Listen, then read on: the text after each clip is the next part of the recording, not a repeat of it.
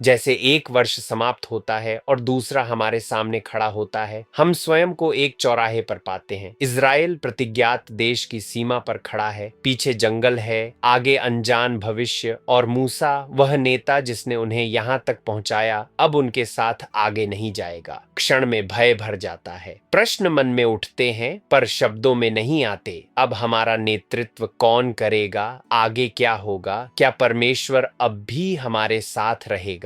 परमेश्वर उनके भय में बोलता है। वह उन्हें कोई नक्शा नहीं देता, वह भविष्य की पूरी व्याख्या नहीं करता, वह एक प्रतिज्ञा देता है। मैं तेरे आगे चलूंगा, मैं तेरे साथ रहूंगा, मैं तुझे कभी नहीं छोड़ूंगा। यहोशू आगे बढ़ता है, ऐसी जिम्मेदारी उठाते हुए जिसे उसने कभी मांगा नहीं था। लोग भी आगे बढ़ते हैं, आशा और भय दोनों को साथ लिए हुए। कुछ भी निश्चित नहीं लगता, फिर भी परमेश्वर उपस्थित रहता है। अब ठहरिए और यह प्रश्न पूछिए, हम इस कहानी से क्या सीखते हैं? पहला, हर अंत अंततः एक पार जाने का क्षण बन जाता है। परिवर्तन सहज नहीं होते, चाहे वे परमेश्वर की अगुवाई में ही क्यों न हो। अपने आप से ईमानदारी से पूछिए, इस वर्ष के समाप्त होते समय आप किस दहलीज पर खड़े हैं? दूसरा, परमेश्वर पार जाने के समय स्पष्टता का वादा नहीं करता, वह अपनी उपस्थिति का वादा करता है। यह सत्य याद रखिए, परमेश्वर कई बार व्याख्याओं के स्थान पर स्वयं को दे देता है। तीसरा, विश्वास आगे इसलिए नहीं बढ़ता कि सब कुछ झांत है, बल्कि इसलिए कि परमेश्वर पर भरोसा है। इस सत्य को थामे रहिए।